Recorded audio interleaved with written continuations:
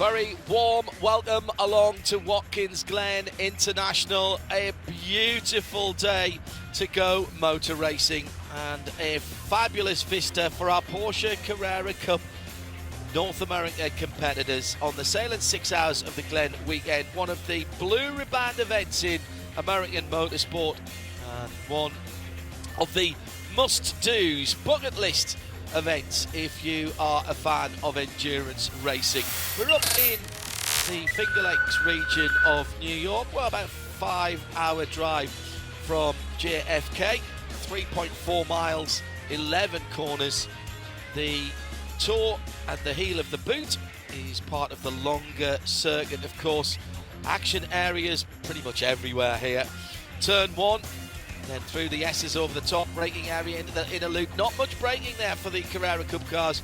Then over the rise into turn number 8, the right-hander, before you loop back on to the shorter circuit and back through turns 10 and 11.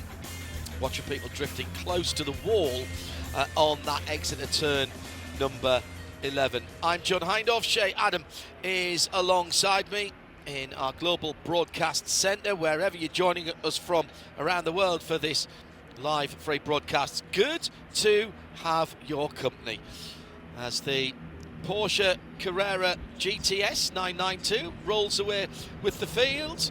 I did mention it was the second of 2 races this weekend. Yesterday didn't go as planned for quite a number of people in the first race of the 2. We had a pretty decent start from the front row, the number 78 TCS car of Ryan Yardley getting the whole shot. The cars side by side going through, and then the first of the incidents with our number 45 machine going off. And then the Kenton King 74 purple and green car brought out was brought out the safety car. Another restart, another Ryan Yardley lead, and then in the background, going off at turn 6. Oh, what a shame for Angel Benitez Jr., who'd been having a good race up to there. Meant that we finished under checkered flag and yellow, and Ryan Yardley held on, and that was a good points haul for him, Shay, and it's all about the points for the end of the season now. It is, because after today's race, we are halfway through the 2024 championship run. So Ryan Yardley, the young man from Christchurch to New Zealand, Kiwi, claiming his first win on North American soil in a Porsche for the Carrera Cup North America. It was a big day for him, but today could be a big day for somebody else, because Alex Sedgwick is our pole sitter for today's race, claiming those 2 bonus points. And it puts us in a situation of, could we have yet another race winner? We've only had one guy repeat. 3 wins for Luke Hartog, driver at the number 24, starting 3rd for Kelly Moss. But everybody else has been a one and done. It's Alex Sedgwick who will start on pole position, the red, white and black PT Autosports JDX racing car. Ryan Yardley, yesterday's winner, alongside for top performance, and we know he's a good starter and restarter. Luke Hartog, the man who came into this weekend leading the championship in an unusual position for him because he's not on the front row. He'll start from the inside of row 2 with Zach Vanier for JDX Racing alongside him. Then Dan Clark in the brightly coloured number 64 car, and another easily recognisable car, Michael Cooper, with that purple and pink number 88. Baby Bull Racing makes up row number 3. On row 4, Jimmy Lieber made the best of his qualifying yesterday after having to sit out the first session. He'd been using series tyres in a test session, which effectively counts as illegal testing, so he was parked for the first free practice session earlier in the week, but starts from the inside of row 4. Good recovery from him with limited track time. Colin Kaminsky for top racing performance will start on the outside of row number 4. Sabre Cook for MDK Motorsports on the inside of row 5, and Elias De La Torre for JDX makes up the top 10, which are all pro racing. In the classes, Efren Castro is 14th in the number 65. He'll start on pole position for Pro-Am with Pedro Torres, Alan Metney, Jordan Wallace and Mark Ucciaroni with Kenton King all line astern from 17th in the general classification down. And in the Masters category, Richard Edge and Scott Blend are together on the racetrack. just one row apart. The 18 car on the outside of the 11th row, Scott Blind in the 45, who we saw going off in race 1. He'll start on the inside of the next row back, and Matt Holken and John Getz will be just another couple of places further back. 40 minutes on the clock. Time to go racing at the Glen for Porsche Carrera Cup 2024.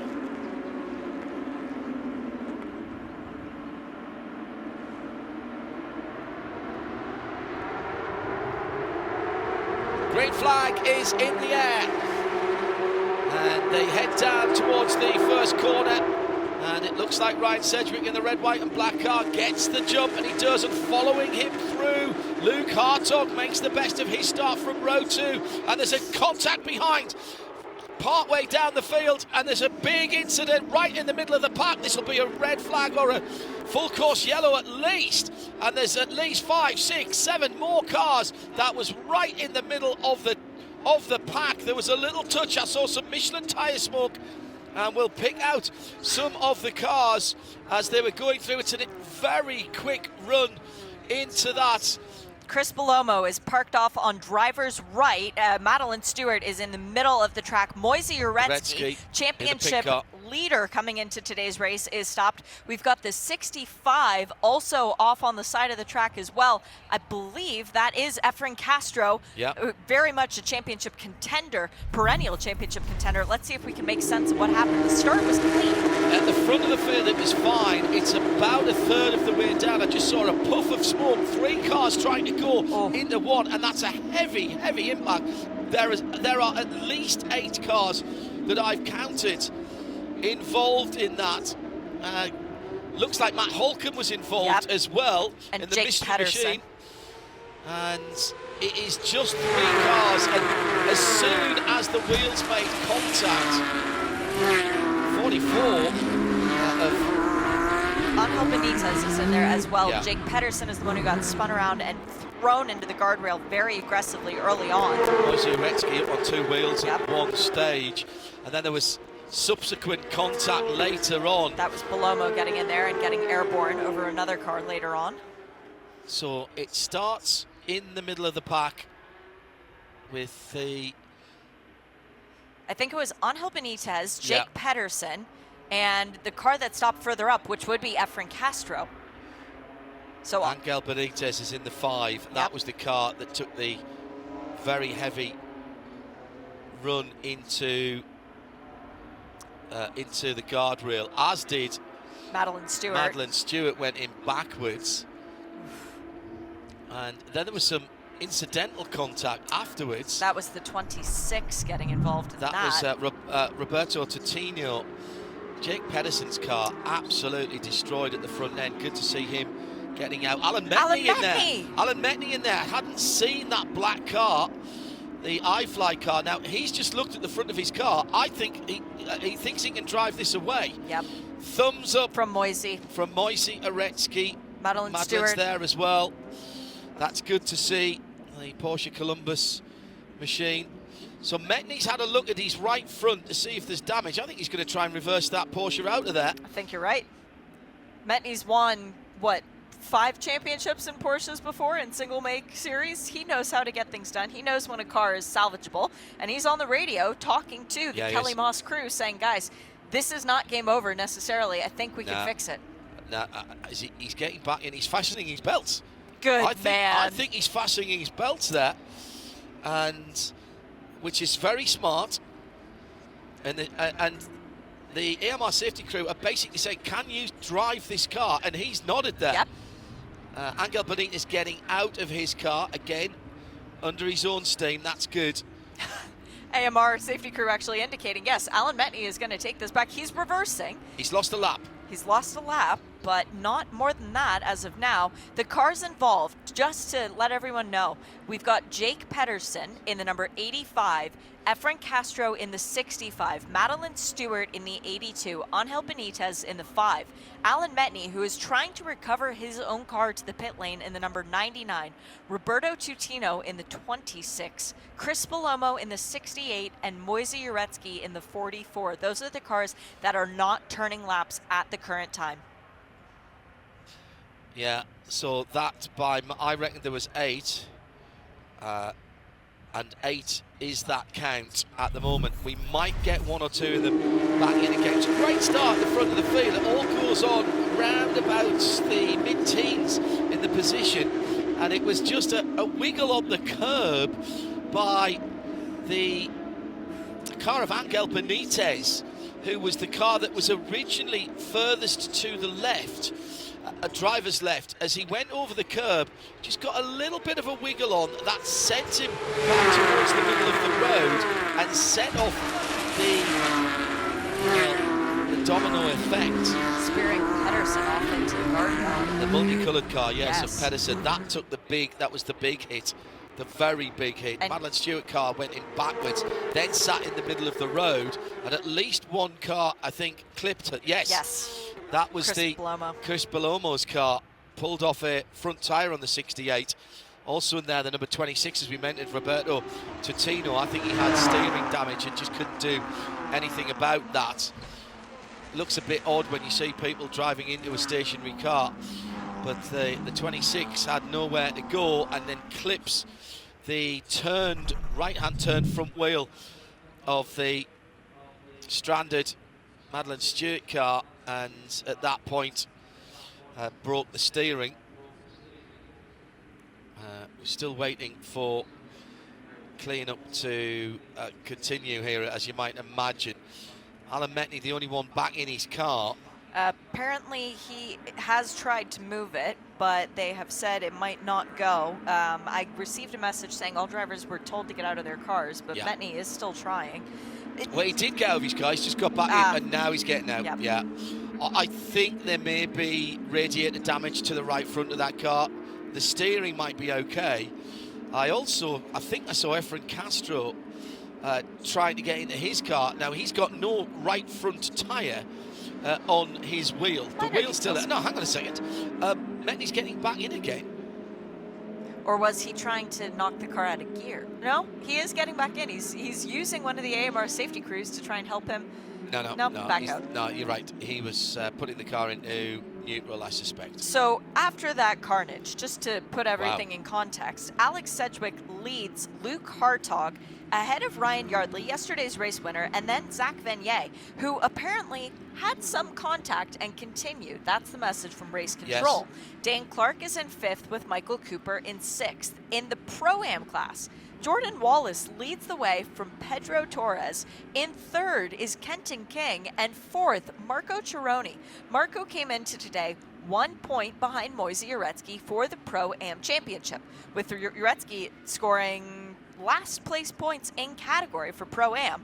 Moise can cruise around. He doesn't need to push for a win or perhaps risk it to try and get even more points. You don't want to make hay while the sun's shining while your competitor's out necessarily, when you can just take what's on offer and not risk your car.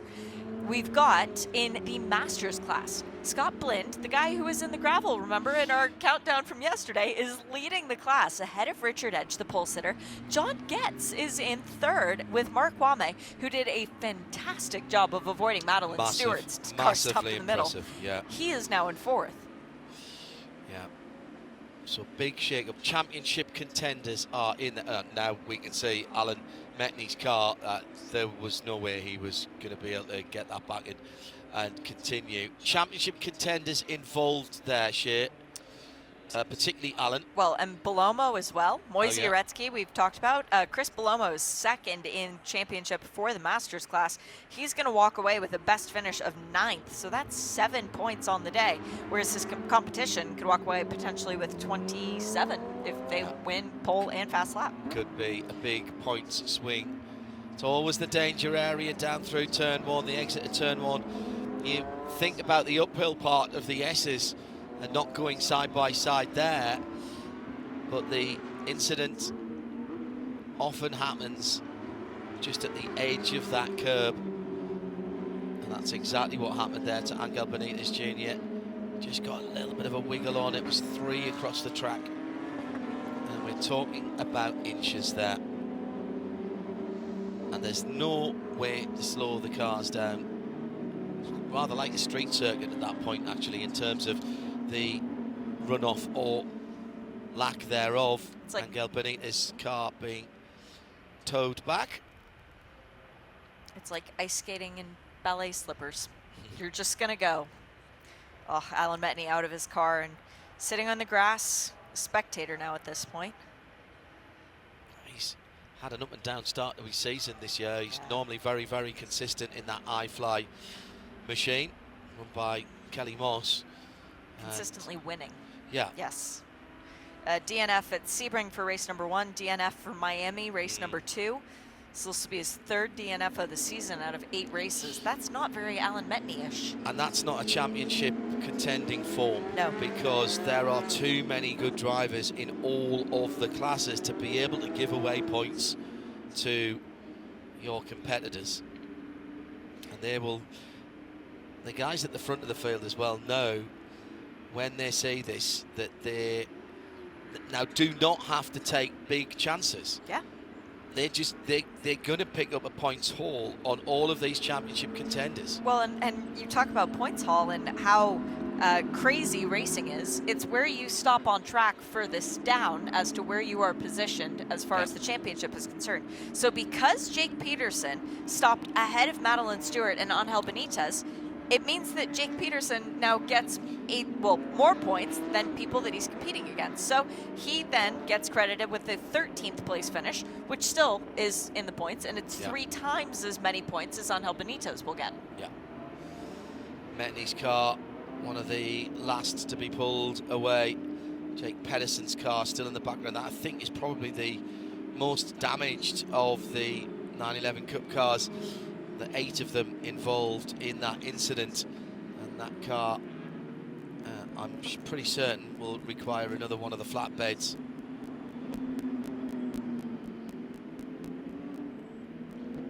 So, Pedersen's car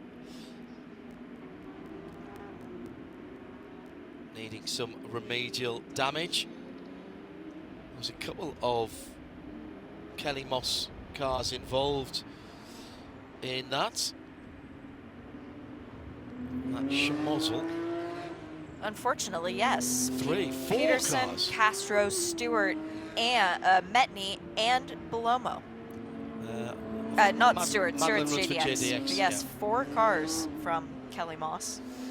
It's going to be a busy old week for Victoria and the team. It always, I mean, Victoria and Andy are always all over the country. Porsche racing somewhere. Well, is there a Porsche race? Yes, we'll be at it. Correct. I think it should be over their door. The incident involving, as it says on our timing screen, multiple cars will be reviewed post-race. I think pretty much everybody that was involved in it hasn't gone very much further. So that's smart by race control. They'll be far more involved at the moment in making sure that these cars are recovered safely. And also, there has to be a look at the barriers. Chris Belomo's car are being offloaded in a place of safety, because they need to use that flatbed for at least 1, possibly 2 if the other cars that are there. So down on the infield at turn 1 is going to be a bit of a broken Porsche festival down there. There are a bunch of hospitality spaces in that vicinity. Actually, that's just coming over the top of the S's, isn't it? Yes, and there is an access road, so it is a good place to drop cars if you then need to get back quickly. We do still continue around behind the 911 GTS, though. Beautiful white.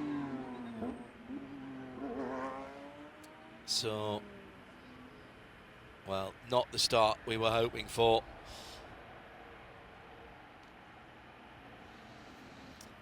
Tow trucks continue to remove the damaged cars from the circuit, and cleanup goes on. Thank you very much to all of our track services. Absolutely. It is hot out there already. This is not easy work. This is not work that anyone wants to have to do, cleaning up broken car parts. Moisey Aretsky's bright lilac, pink and purple number 44 Baby Bull racing car just being winched. That's front end damage on that car. He was airborne as well. His Yokohama tires were completely off the ground. Yeah, absolutely.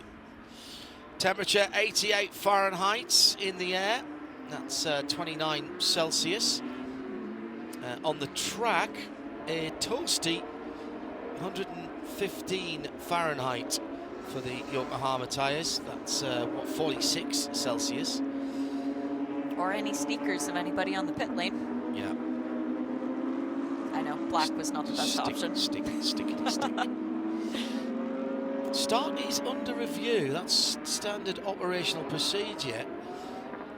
Not sure. I was concentrating on the front couple of rows. I didn't see anybody break ranks. No one did. Right. No one changed columns, changed lanes, or went too early. I gave it a thumbs up. Okay. Alan Metney's car being taken away. So just now it's the Pettersson car, which is an easy spot because of its multicolours. That's a lot of work on that car. Oh, Jake designs the livery himself. He's a very, very good artist, as well as musician, multi-talented. That's just not fair, is it? It's really not fair. It's really greedy. Yeah. Another Salt Lake City resident. Need to find out what neighborhood you're in, Jake, when you listen back to this. I don't think you'll want to watch this one. No, good point, good point. And if he did, he's tuned out of the replay by now. Well, and he's got another race coming up later today, so we know he's already shifting his focus to driving another Kelly Moss Porsche, one that he'll be sharing with former series frontrunner Kai Van Berlo. Yeah. So not all hope is lost on the day. Ryan Yardley in third position, just lost out in that shuffle down through the first corner. Was toughing it out on driver's left, the outside of Alex Sedgwick. Luke Hartog following the pole sitter through. Lovely bit of very aware driving. He heads up driving. Fourth place, Zach Vanier. Fifth, Dan Clark. I feel like Dan might have moved up a position there. Michael Cooper in sixth in the other Baby Bull Racing number 88 car. Jimmy Lieber still in seventh.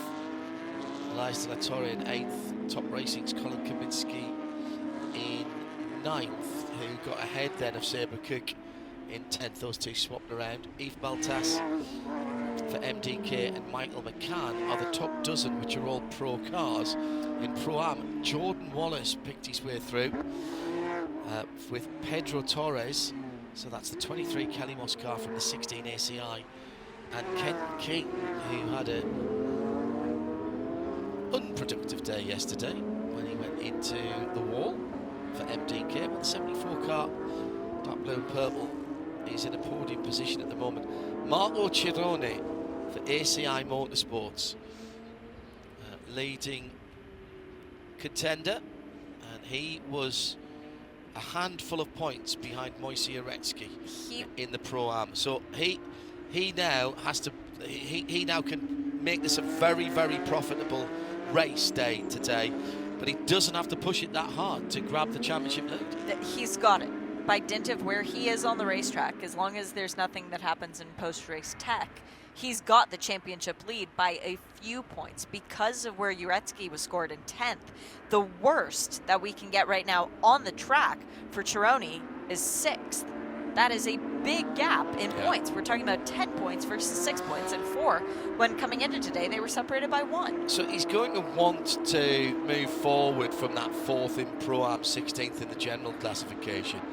But there's no point in taking any risks to get on the podium. You want to make an advantage, but you don't want to take a risk.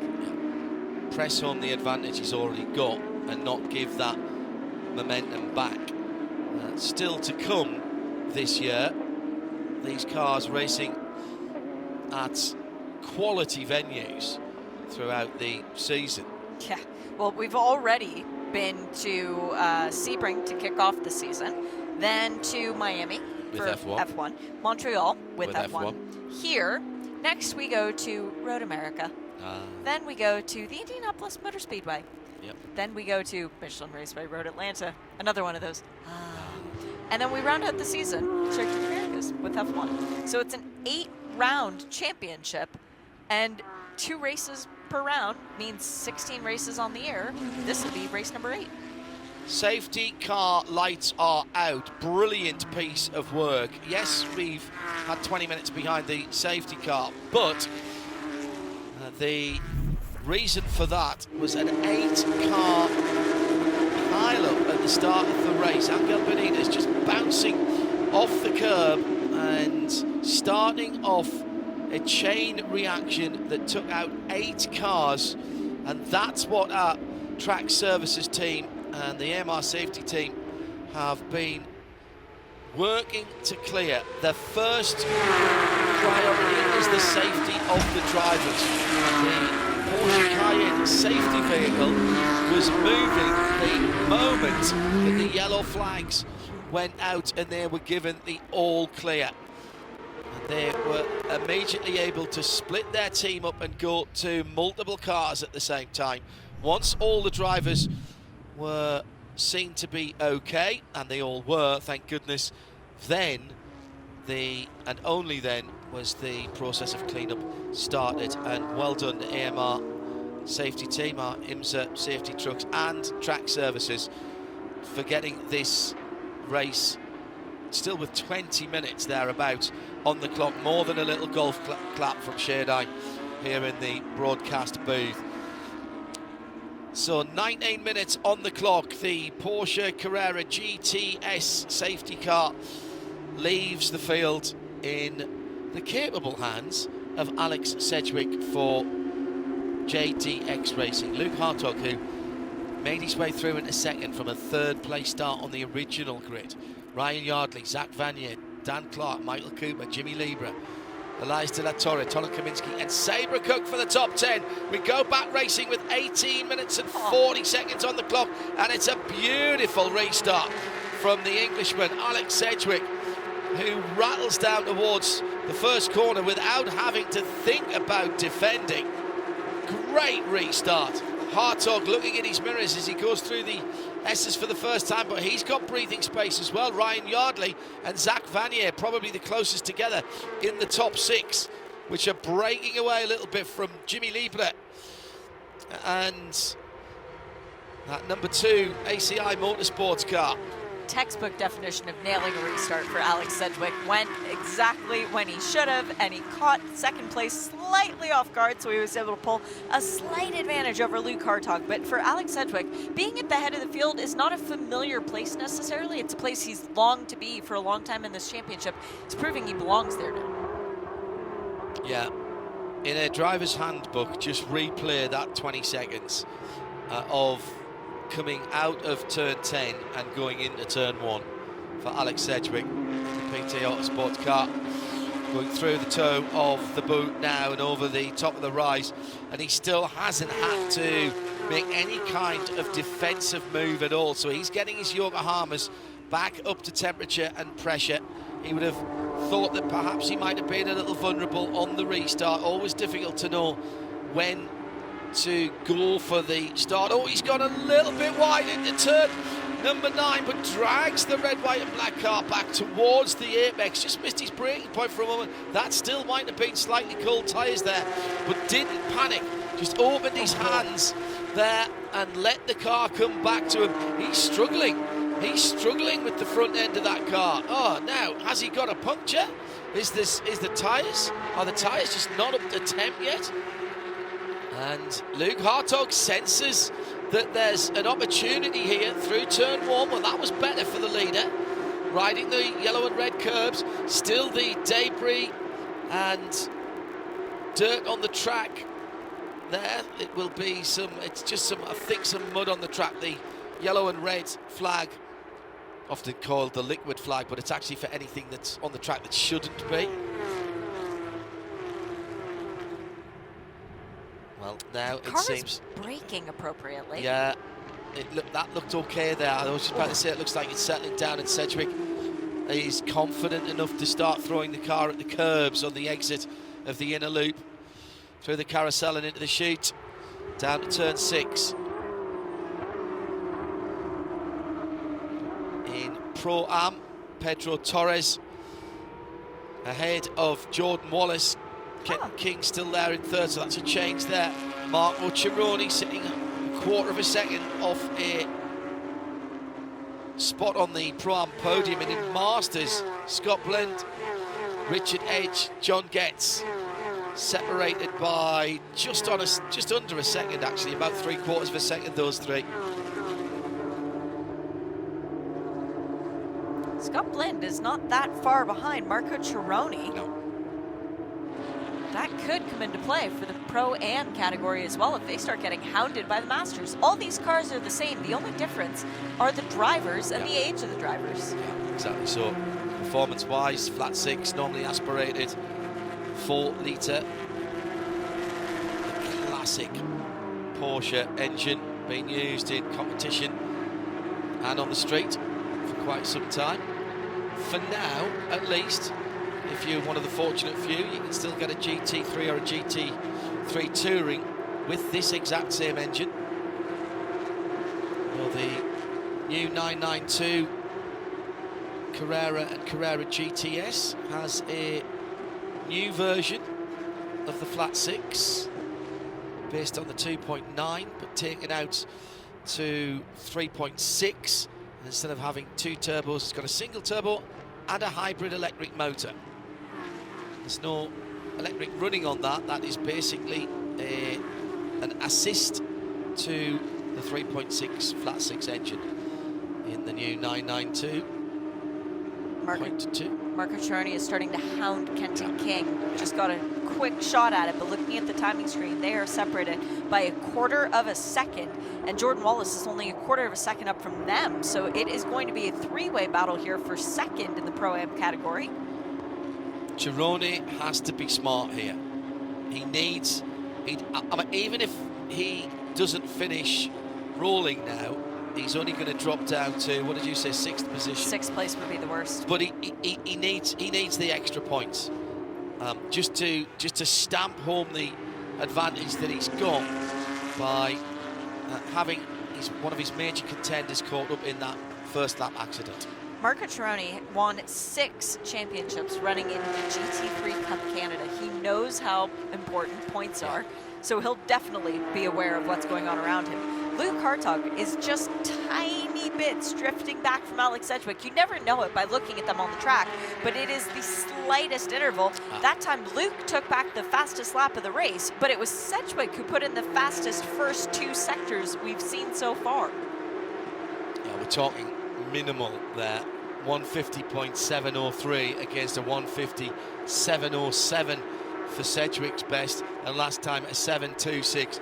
They're pushing each other along, these two drivers, and it's dropping Ryan Yardley just a little bit, and we know that Ryan Yardley's quick. Look at his performance yesterday. Exactly. He drove away from the field on the restart. He did exactly what he needed to do. Sedgwick is looking at trying to get his first win and PT Autosport's first win. Luke Hartog is looking to get another win and keep the streak of getting a win per weekend going. Now, a couple of things to note here. First of all, with that time behind the Carrera GTS safety car, they will not have used up so much performance potential from their Yokohama tyres. However, neither will they have used their racing fuel. So these cars at the end of a race are much heavier than they normally are at the end of the race. And that means there's no worries about how hard you want to push. But basically, we're looking at a car that's probably only done 4 racing laps, effectively. It's like when you're driving in your car on the highways. Ooh, wow, that was a very wide moment for Jimmy Lieber coming out of the exit of the heel of the boot. Michael Cooper trying to hold him off.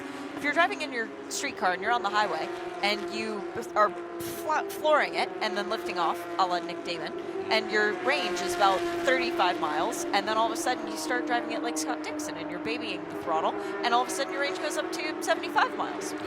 Yeah, exactly so. Fuel tank in the front of these 911 race cars as they are on the street versions. That means that the balance does change significantly, the weight balance changed significantly through what would normally be 45 minutes of flat out running. And they're going to be much heavier on the front end, so they need just to be careful. But my point being, really, they've got to be driving like it's the end of the race in terms of getting positions, but they've got to be thinking that the car is in the state it would be in the first third of the race in terms of its weight and potential for pushing the tyres too hard. Yeah, with only 10 minutes to go in the race, you have to make the moves now, but you also have to remember that the car is not as nimble as it normally is. So yeah, you're right on that. We've got Jeff Mosing is a bit of the cork in the bottle. He's got a train behind him. John Getz, Mark Kwame are two of the ones. Peter Ludwig is back in there as well for the Pro-Am, and Jordan Wallace has fallen back to 6th. Well, Jeff must have just got past John Getz then. Because he was running behind him the last time. Mark Kwame is in there as well. Jordan Wallace dropping back now in the Pro-Am ranks. So Pedro Torres, Marco Cironi. So something's gone on there to drop Jordan Wallace down. He was sitting in 2nd and Cironi was in 4th. And now it's Torres, Cironi and Kenton King, the top 3 in Pro-Am. There's that extra points differential for Marco Cironi in the number 84 car, pressing home that advantage. In the 43, Mark Kwame sitting behind another car with purple, the 57. That is John Getz. They're battling for 18th and 19th, 2 different classes there. No, same class. They're both in Masters. Oh yes, you're right. It's the Jeff Moores, the Mark Kwame car. You're right, Jeff Mosing's gone by and he's up the field. Let's see if Mosing can catch up to Richard Edge and Scott Blind, because then he'll be in a shout with a Pro-Am podium.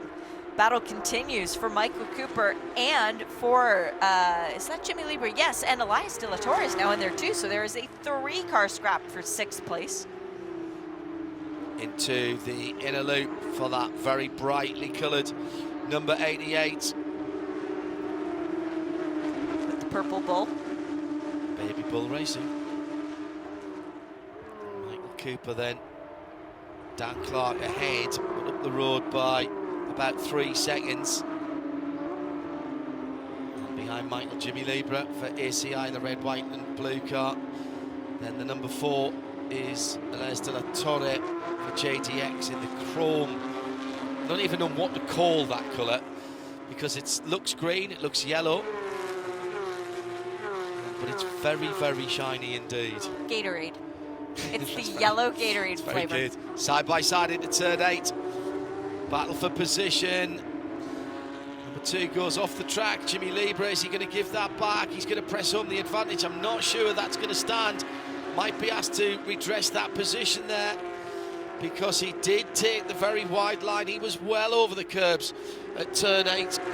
Able to carry more momentum, more speed, thus able to get the pass done. So yes, race control will definitely be taking a look at that. And now Elias is staring at Michael Cooper's car, and oh, he actually folded his mirror in. He hit the wall on the outside of turn 11 and folded in his driver's side mirror. That's going to be a problem for Elias. That's as close as you need to be then, isn't it? A little bit closer. No. It was a little bit closer than he needed to be. Yeah, exactly. So Alex Sedgwick has taken back the fastest lap of the race, by the way. A 150.481, 150.586 for Luke Hartog. Last time around, the gap is still just on half a second in the lead. We'll keep an eye on that as they come out of the inner loop.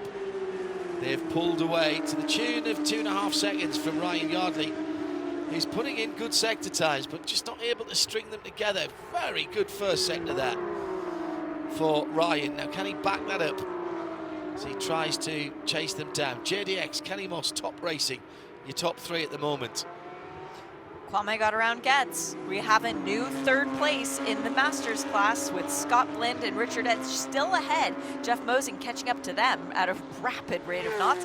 And now Mosing is actually 4 seconds only behind the battle for the podium positions in his class, Pro-Am. Pedro Torres by 5 seconds to Marco Cironi. Ooh, okay, now that's interesting. We've got a moment. That was the mirror getting folded in for Elias De La Torre. It wasn't just the mirror though, Shay. He took a side swipe with the left rear Yokohama there. The adjudication has been handed down from the powers that be, and the result of the Michael Cooper and Jimmy Libre moment at the heel of the boot was that Michael Cooper did not leave enough racing room, and so he has been given a warning for incident responsibility. Okay, got to leave a car's width on the exit. Racing room asked for, not given. Okay. There will be some drivers in Europe who'll be scratching their head with that one, but it's a clear instruction in the IMSA handbook. This is mega, the battle for the Masters class win. We've got Scott Blind leading Richard Edge, who now have Jeff Mosing all over them, going, excuse me, coming through, just ignore me, just let me through, I'm not part of your battle. And then Mark Kwame going, yeah, just what he said, I'm just going to follow through, pay no attention to me. We have the same color mirrors and wing end plates and numbers and all that, but then it's fine. I'm just going to go with him. So this is starting to get fun. Carlos de Quesada puts in the fastest lap for the Masters class. He's down in 7th. In the 22 Allegra Motorsport car, but he's found a gap on the track and finding some pace. So the bright yellow car, the number 45, then running in 16th position is Scott Blind, and he, after a disappointing end to his race yesterday, is leading the Masters class. The car directly behind, the blue car with the yellow accoutrement, that's Richard Edge for ACI Motorsports. Jeff Mosing is in the rhubarb and custard coloured car, the dark red and yellow car, and he is not in this class fight. His fight is purely for position and bragging rights later on in the paddock. But the car that is GT silver and purple, behind that is Mark Kwame, and that is very much a battle for position with the two front cars. So he either wants Jeff Mosing to get by these two, or he wants to get by in that 43. And he's looking one way and the next. Won't get it done going into turn 8 though, as they all stayed dutifully in line. Mosing desperately wants these guys to get out of his way because he's losing a second a lap being trapped behind the battle, whereas at one point he was a mere 4 seconds behind the podium position. Now he's down to almost 7. In the Pro-Am category, quite correct, yes. Kenton King holds on to that at the moment. 2 cars up the road. There's 3.5 minutes of the race left. Anything could happen in the next 3.5 minutes.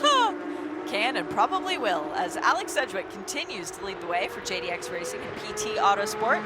He's 3.5 minutes away from his first win. Watch Mosing here. He's going to try and take advantage as Richard Edge goes down the inside. This is for the positioning class and the lead in the Masters class, and that is a masterful move to take that Masters class lead. Richard Edge then in the number 18 ACI Motorsport Porsche demotes the Ruckus Racing Scott Blind car, the number 45 to second, and immediately is scuttling off into the distance. Hasn't done very many seasons of this championship, but every season he's done, he has made an appearance at Watkins Glen. So for Richard Edge, this is a track that means just a little bit more to him, and getting that win, oh, it would mean something extra. And I thought that, I was just about to say, Scott Blind got out of line there, and round goes Jeff Mosing as well, the bright yellow and dark red car, and the all highlighter yellow car. It looked to me as though Scott had lost it in the middle section, because he took a very odd line coming out, and that is another disaster. Suspension damage for Scott, and I think for Jeff. Right rear. Watch the middle part of the chicane. Side-by-side contact. Scott had already lost it before Mosing came on the scene. Mark Kwame needs to go buy a lottery ticket, because that is the second incident that he has seen out his windshield and not been included in. Mark Kwame now up into 3rd in the Masters class because Scott Blind has dropped out because of that. Last lap around, by the way, Jimmy Libra has claimed the fast lap point for the pro category as the battle continues. White flag has been waved. This is the final lap. Sedgwick then into the scene of the incident last time around. As they're coming through. Now down through the chute into turn 6, and the lead's gone out to about 3/4 of a second. White flag is being readied on the starter stand. My apologies. As Preston and Tawny have it in hand, ready to wave. But we have to wait for this battle to shake out a little bit. 50 seconds remaining on the clock. So yes, it will be white flag this time around. Now,